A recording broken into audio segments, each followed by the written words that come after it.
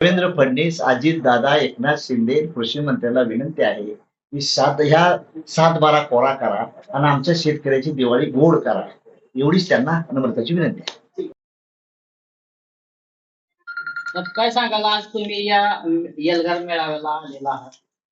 आम्ही औरंगाबाद, अमरावती, औरंगाबाद, संभाजीनगर या ठिकाणी सर्व शेतकरी संघटनेच्या मिटिंग झाल्या. त्यात बच्चू कडू होते, राजू शेट्टी होते, परत अशोक ढवळे होते, डॉक्टर नवरे होते, शरद जोशी विचारमंचाचे पवार होते, नंतर उद्धव ठाकरेंच्या पक्षाचे कैलास पाटील होते, राष्ट्रवादीचे टोपे साहेब होते. आणि तिथे एक निर्णय आम्ही घेतला की शेतकऱ्यासाठी आपण परिषदा घ्यायच्या. मग बारामती हा इलाका आला का म्हणलं मी आणि आम्ही पवार म्हणून आहेत आपले शरद जोशीचे अध्यक्ष, राष्ट्रीय समाज पक्ष मिळून सर्वांनी म्हणलं इथे एक बारामती इंदापूरच्या दरम्यान घ्यावा.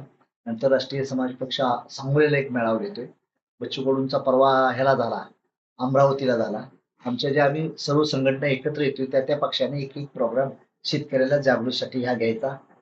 या राज्य सरकारनं सांगितलं होतं विधानसभेच्या अगोदर की आम्ही 7-12 कोरा करू, त्यांची आठवण करण्यासाठी प्रयत्न करतोय. त्यात दुर्दैव की निसर्गाचं संकट आल्यामुळं हा ओला दुष्काळ पडला आणि बहुतांशी मराठवाडा, सोलापूर जिल्हा ह्या ठिकाणी, धाराशिवला अतिनात शेतकऱ्याचं नुकसान जोरात झालं.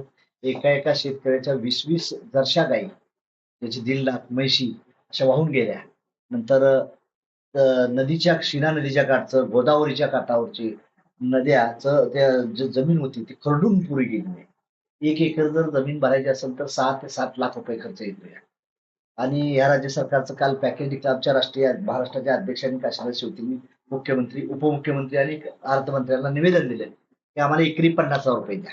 आता राज्य सरकारने 31,000 कोटीची मदत हो, 31,000 कोटीची 75,000 कोटी एकर जमीन गेलेली आहे आणि त्याने 41 एकर जमीन सुद्धा पैसे दिलेले नाही. आणि एक सोयाबीन लावण्यासाठी 1 एकरला 22,000 रुपये खर्च येतो आणि तुम्ही किती देताय? 8,500 रुपये. हे कुठं बसतंय कुठं? एका म्हैशीची किंमत 1.5 लाख असते, तुम्ही किती देताय? 31,000 रुपये. म्हणजे ह्यातून काय ती घडणार आहे काय?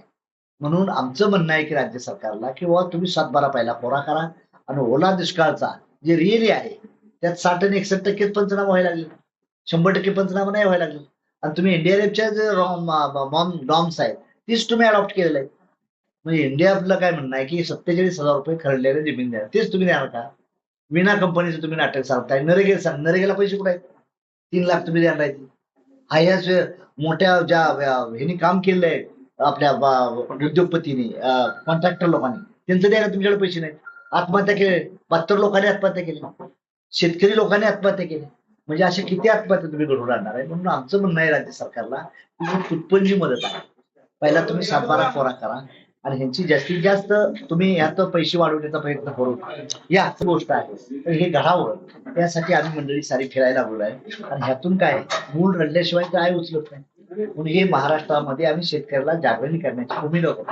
विशेष म्हणजे बच्चू कडू असतील, राजू शेट्टी असतील, राकेश टिकेट असतील, डॉक्टर नवले असतील, आम्ही साऱ्या शेतकरी संघटना साऱ्या ज्या आहेत त्या सर्वांना एकत्रित आणि या शेतकऱ्याच्या मध्यस्थी सहकार मंत्री बाबासाहेब पाटील यांनी म्हटलंय की शेतकऱ्यांना कर्जमुक्तीचा नाद लागेल.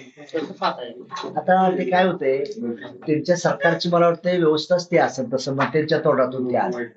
बाबासाहेब पाटील असं म्हणायला नाही पाहिजे होतं. बाबासाहेब पाटील हे शेतकरी आहेत. आपण संविधानिक शपथ घेतो त्यावेळेस आपण we are the trustee of the people, you are not the trustee of the own, हे लक्षात ठेवून मिनिस्टरनं काम करायचं असतं. पण ते मिनिस्टरनं तसं बोललायचं तर चूक आहे, शेतकऱ्याचा अपमान आहे ते. आणि ही राज्य सरकारची धोरण दिसतंय मला वाटतं, त्यांच्या तोंडातून आले मंत्री महोदया. म्हणजे हे मुख्यमंत्री उपमुख्यमंत्रीची इच्छा दिसते असं बोलण्याचं. आज बच्चू भाऊ असतील, तुम्ही असताल, एल्गार मेळावा नेमका कृषी मंत्र्याच्या तालुक्यात घेतलाय, काय कारण? बिलकुल काय नाही. परवा आमचा अमरावतीला झाला, संभाजीनगरला झाला, धाराशिवला झाला, काल मी चंद्रपूरला.